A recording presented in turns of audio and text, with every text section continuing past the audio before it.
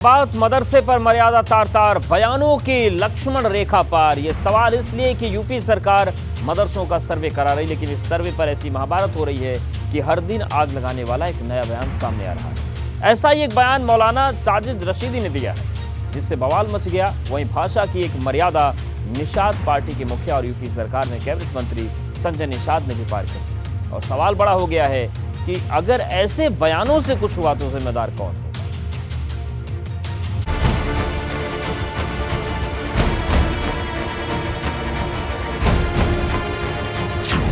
मदरसे के सर्वे पर संग्राम, मौलवी का चप्पल वाला पैगाम। आप कहें कि साहब हम जो है प्राइवेट मदरसों का भी करेंगे, तो मैं मुसलमानों से एक अपील करना चाहता हूं कि इस तरह का नोटिस जो भी लेकर आए उसको 2009 का वो कानून दिखाइए और चप्पल जूतों से उनका स्वागत कीजिए। बयानों से लक्ष्मण रेखा पार, सर्वे पर खुल्लम खुल्ला वार। इंटेंशन पता चले कि उनकी मकसद क्या है, नियत क्या है। अगर उनकी नियत सही है तो हमें कोई एतराज नहीं हो। अगर नियत खराब है तो जो साजिद रशीदी साहब ने कहा है वही हशर होना चाहिए। यूपी सरकार मदरसों की सही गिनती पता करने के लिए सर्वे करा रही, ताकि पता ये भी चल सके कि 22वीं सदी में मदरसों की तालीम कितनी आधुनिक हुई और पढ़ने वाले बच्चों का भविष्य कितना उज्जवल।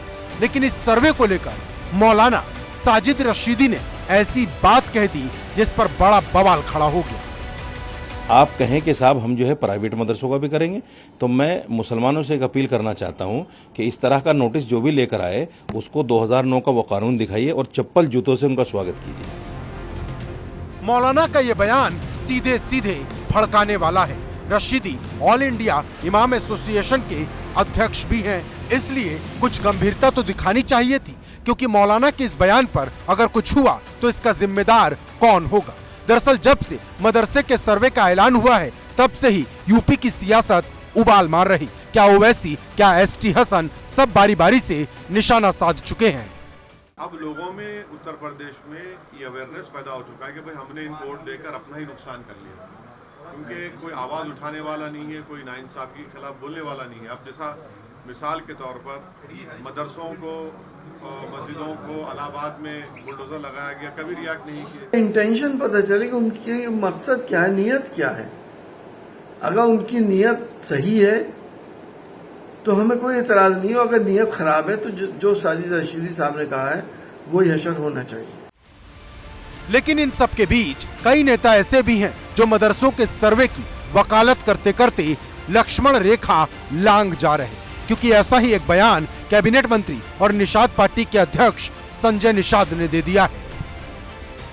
निश्चित रूप से जब भी कोई आतंकवाद मिला है अब तक का, देख लो कहाँ से मिला है। जो भी सबके लिंक मदरसे से मिले हैं, जो भी अपराधी मिले हैं, आतंकवादी मिले हैं, उनके भी लिंक वहीं से मिले हैं। तो इस पर तो उन्हें सुधरना चाहिए ना, उनको अपने दाग को धोना चाहिए कि आज के दिन में सर्वे हो रहा है कि उनको शिक्षा, ज्ञान, विज्ञान पढ़ाया जाए। अब सवाल बड़ा है, क्या ऐसे बयान देना सही है? क्योंकि सवाल सिर्फ राजनीति का नहीं, आपसी सौहार्द का भी है। जो खराब ना हो इसका ख्याल ऐसे बयान देने से पहले सोचना चाहिए। अब सबकी नजर 25 अक्टूबर की तारीख पर टिकी है, जब रिपोर्ट आएगी, क्योंकि इसी रिपोर्ट से तय होगा कि गैर मान्यता प्राप्त मदरसों और उसमें पढ़ने वाले बच्चों पर क्या फैसला लिया जाएगा। Bureau report, ABP Ganga.